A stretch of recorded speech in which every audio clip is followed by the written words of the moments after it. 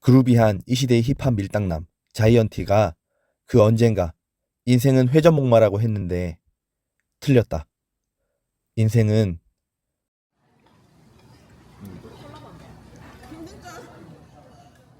회전초밥이다. 맞다. 요즘 같은 불경기에 빙글빙글 돌아가는 백화점 회전초밥집에 한 자리를 차지하고 럭셔리한 먹방을 찍고 있는 사람은 다름 아닌 형님과 처형, 그리고 나와 서부인이다. 이 시국에 이런 귀한 음식을 먹는 특별한 이유가 있다.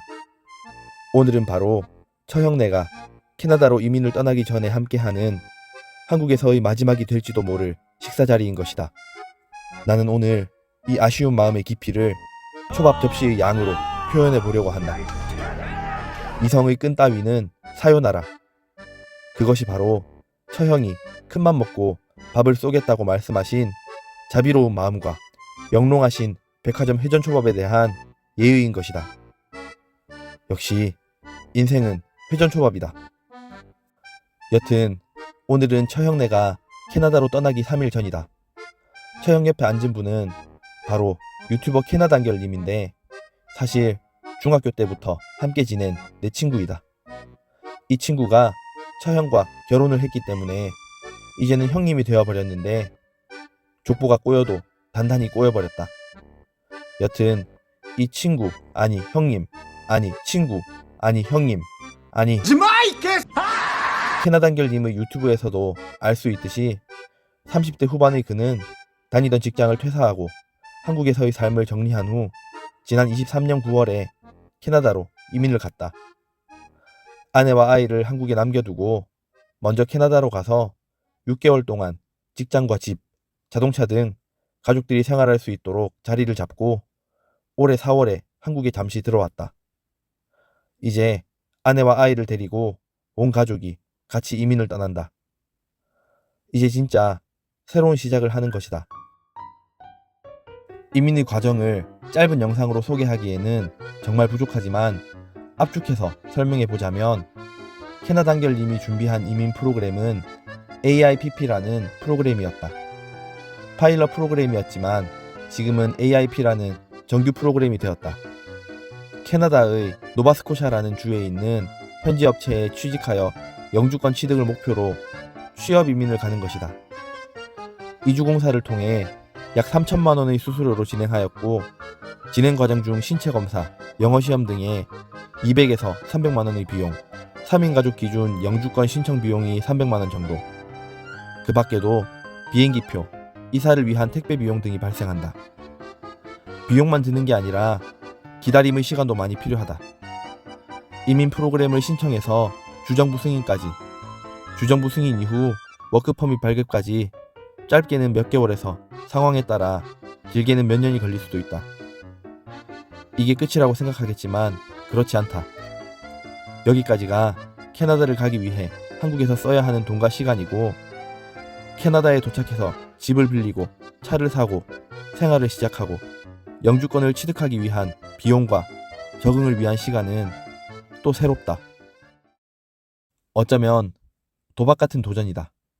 그럼에도 떠나는 이유를 찾는 것은 사실 어렵지 않다. 조직 중심적인 한국의 삶보다 가족과 함께하는 삶의 방식을 택하는 것. 지나친 교육열, 조기교육, 사교육비, 학생과 학생 또는 교사와 학생들의 갈등이 만연한 한국의 교육보다 나이에 맞는 경험과 자연 친화적인 환경이 조화된 아이의 미래를 택하는 것. 미세먼지나 오염으로 인한 크고 작은 질환들에서 벗어나 깨끗한 자연과 대기질을 택하는 것 등은 우리나라에서 결혼해서 아이를 키우는 아빠 엄마라면 누구나 한 번씩은 생각해봤을 문제들이기 때문이다. 어느 날 처형이 캐나다에 있는 남편과 통화하며 우리가 돈 보고 가나 행복하게 살려고 가는 거지 라고 말하는 것을 들었다. 맞다. 이유가 어떻든 누가 뭐라든 그들은 남는 것보다 떠나는 것이 행복하다고 판단했고 실행에 옮겼다. 자신들의 행복을 스스로 개척해 나가는 용감한 도전에 응원과 박수를 보내고 싶다. 앞서 설명한 이민 프로그램에서 요구하는 또 하나의 조건은 IELTS라는 공인 영어 시험의 점수이다.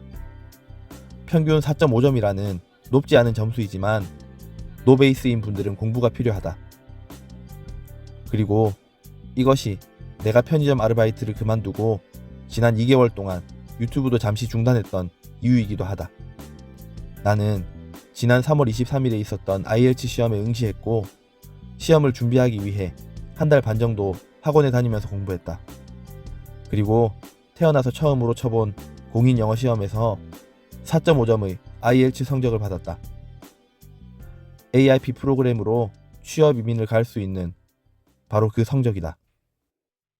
내가 직업 군인을 그만두고 시간이 조금 지나서 코로나가 한창이었을 21년 5월쯤 캐나다도 똑같이 팬데믹을 겪고 있었고 그로 인한 인력난이 있었다.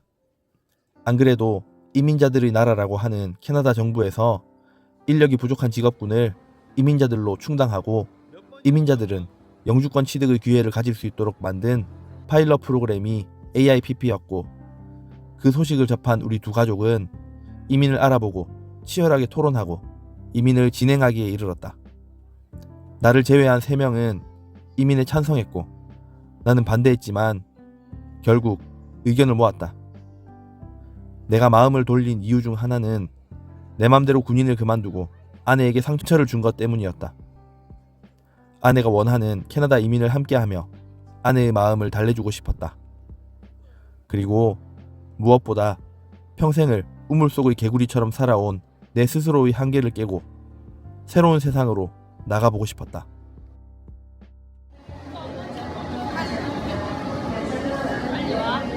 다행이다. 진행을 하고 있어가지고.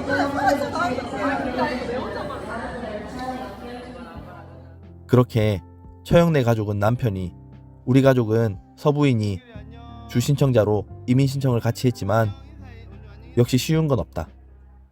21년도에 우리 가족이 이민 진행을 의뢰한 이주공사가 망해버렸던 것이다. 첫 번째 시련이었다. 다행히 다른 업체로 이관되어 무사히 진행을 시켰다. 그런데 두 번째 시련이 닥쳤다. 22년 12월에 아내가 취업이 예정되었던 현지 업체가 이민 프로그램의 자격 요건에 미달되면서 신청이 취소된 것이었다. 우리의 잘못은 아니었지만 오래 기다린 탓에 실망도 컸다. 그리고 23년 1월 인생은 3세판이라는 마음으로 다시 현지의 다른 업체에 이민 프로그램을 진행했고 우리는 1년 4개월이 넘도록 아무런 진전이 없다. 이게 내가 영어 시험을 본 이유다. 아내가 주 신청자로 이민을 진행하는 것이 멈춰버린 상황에서 다른 방법을 찾기 위한 시도였다. 그 사이 처형네는 순조롭게 일이 진행되어 영주권까지 취득한 상태로 출국하게 되었다. 최근 들리는 캐나다 뉴스들은 그동안 목표치를 상향해서 유입된 이민자들로 인해 주거 문제 등 부작용이 심해졌고 정부는 이민을 축소한다는 얘기들이다. 똑같이 시작한 일이지만 결과는 이렇게 다르다. 인생은 이런 일들의 연속이다.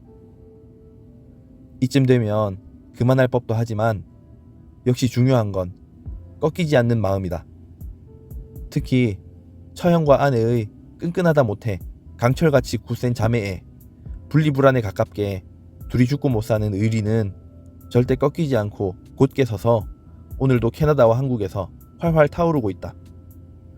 월요일이 찾아오면 다시 출근해서 똑같은 삶을 살겠지만 그녀들이 끈끈한 자매애가 곧 다시 우리를 만나게 해줄 것만 같다. 여튼 이별의 아쉬움을 마음에 묻고 캐나다로 떠난 친구와 처형에게 작별 인사를 고한다. 안녕과 행복이 늘 함께하길 소망한다.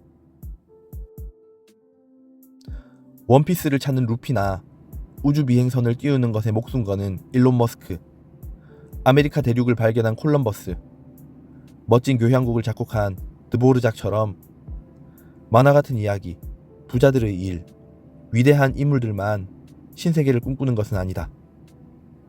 누구나 자신만의 신세계가 있고 한 번쯤은 새로운 경험이나 환경에 대한 상상을 한다.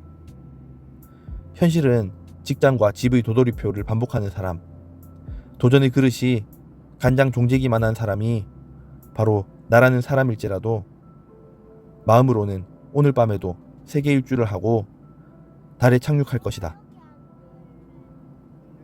그렇게 예상치 못한 어느 순간 나에게도 찾아올 신세계를 믿어본다. 화이팅!